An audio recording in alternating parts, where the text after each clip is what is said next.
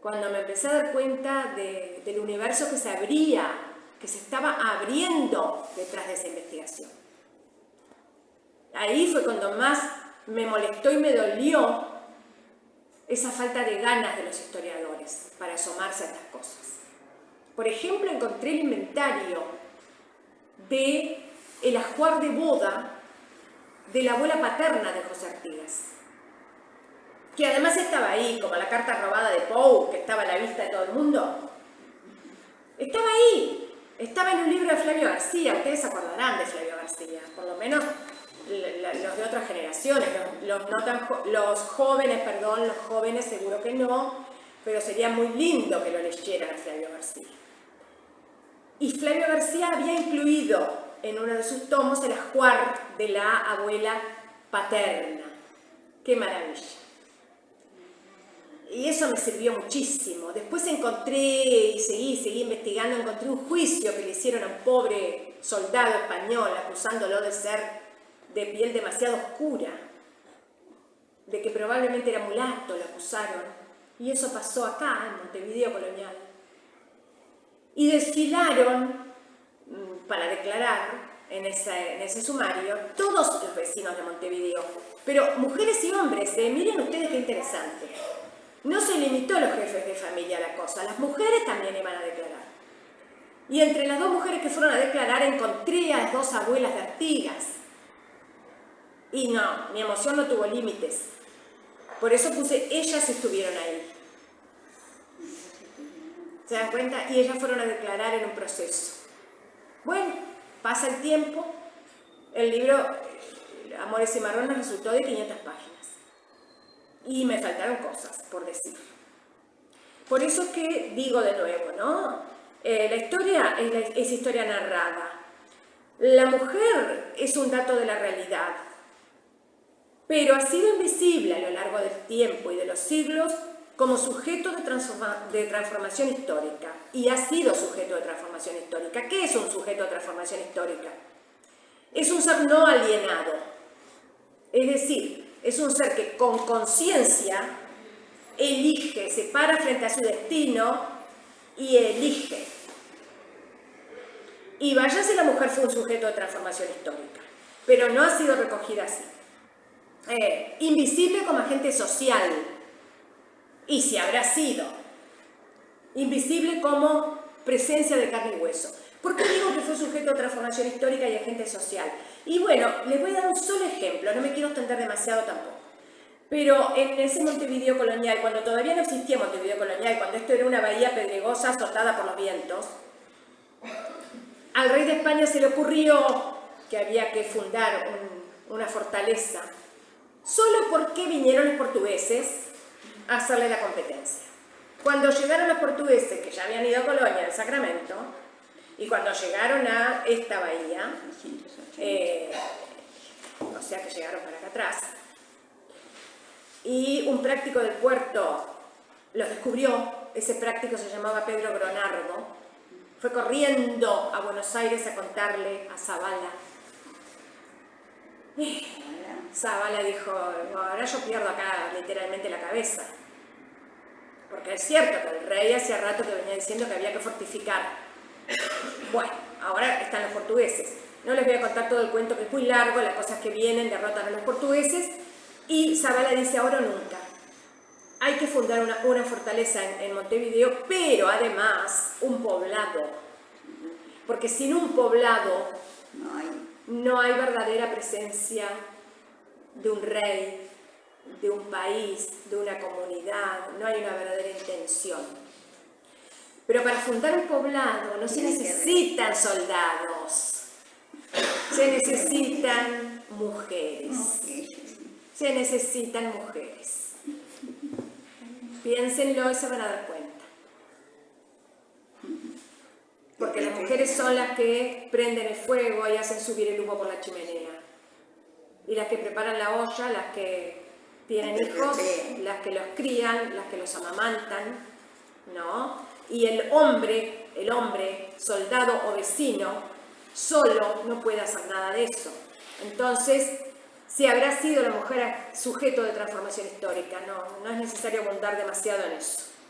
Por eso digo que la realidad golpea el discurso. La realidad golpea el discurso. En el discurso la mujer permanece ignorada todavía hasta el día de hoy. La realidad golpea ese discurso, porque ellas estuvieron ahí. Y como dice Paul Ricoeur, el filósofo francés, que yo también lo amo, el filósofo de la interpretación, de la hermenéutica, la memoria y el olvido, que es la contracara, son los dos grandes ejes del discurso histórico. ¿Qué quiere decir eso? Que yo a través de la historia elijo recordar o elijo olvidar. Y así como hay abusos de memoria, si habrá abusos de memoria en todos los terrenos en este país, también hay abusos de olvido. Con respecto a los abusos de memoria, bueno, por supuesto José Artigas, y una porción grande de próceres, por decir así, aunque Artigas es el verdadero indiscutido, ¿no? Prócer del Uruguay, el elegido, como yo digo siempre, hasta que elijan a otro es él. Y sí. Y después tenemos, por supuesto, otros próceres no tan importantes, ¿no? Pero que hay abusos de memoria con respecto a ellos. En la literatura también hay abusos de memoria, ¿eh? Muchas veces elegimos, por ejemplo, cuando vamos a hablar de poesía, elegimos recordar solo a Benedetti, solo a, no sé, Iria Villarini, que está muy bien que los recordemos, no hagamos falsas suposiciones, pero además de recordarlos a ellos, usemos el pretexto de siempre volver a Mario Benedetti para integrar muchas más grandes y valiosas voces poéticas que tenemos entre nosotros. Por eso digo, abusos de memoria y abusos de olvido. Y en el prefacio de su novela Memorias de Adriano, dice la escritora francesa Marguerite Yourcenar, que también lo digo varias veces, que miren esto es brillante. El diagrama de una vida humana, ¿de qué se compone? Se compone de lo que un ser humano ha creído ser, lo que ha querido ser y lo que fue. Lo que ha creído ser. Todos creemos ser algo, o hemos creído ser algo, y de repente nos empezamos a dar cuenta de que eso que hemos creído que éramos no era tan así.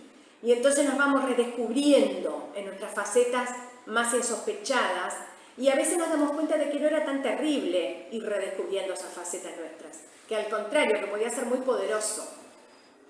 Lo que hemos querido ser, ni que hablar, nos componemos no solo de emociones y de sentimientos, sino de elecciones, como decíamos antes. Pero también lo que fuimos, lo que somos, de un modo más radical, que siempre permanece oculto, oscuro, embosado detrás de lo que queremos ser, embosado detrás de lo que creímos ser. Pero esos son nuestros desafíos en la vida. Y a mí me parece que dentro de ese marco, la mujer, fíjense, ha sido construida en base a una mirada, un enfoque y un juicio en el cual, volviendo al ejemplo del cuadro que di hoy, todos hemos creído que la mujer es tal cosa. Todos hemos querido que la mujer sea tal cosa. Pero no nos hemos molestado en pensar en lo que la mujer es. El existente radical. El que es sin añadiduras. No necesito ser alta o ser baja, no necesito ser rubia o ser morena, necesito ser. Y que los demás reconozcan que soy. Y ahí vuelvo a lo del reconocimiento. Uno de los grandes filósofos de reconocimiento, se los recomiendo, Charles Taylor, un filósofo canadiense. Bueno, entonces, como mujer, como ser pensante, como escritora, he intentado asumir dos grandes desafíos. Por un lado, la imperiosa necesidad de rescatar la figura femenina, que para mí su olvido supone un lastre vergonzoso y un grave empobrecimiento para la humanidad en su conjunto. O sea, de todo lo que nos estamos perdiendo, en una palabra. Y por el otro, la urgente revisión crítica de nuestras miradas sobre el mundo, que no pasa solamente por la educación, pasa también por otras dimensiones como la de la literatura y el arte en general.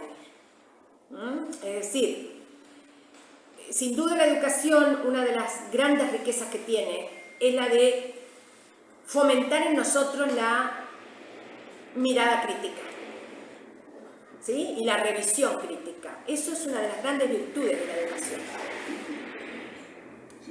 Y por eso es que dice Paulo Freire, ¿no? Se aprende con otros, se aprende a ser y a estar con otros. No solamente se transmiten conocimientos.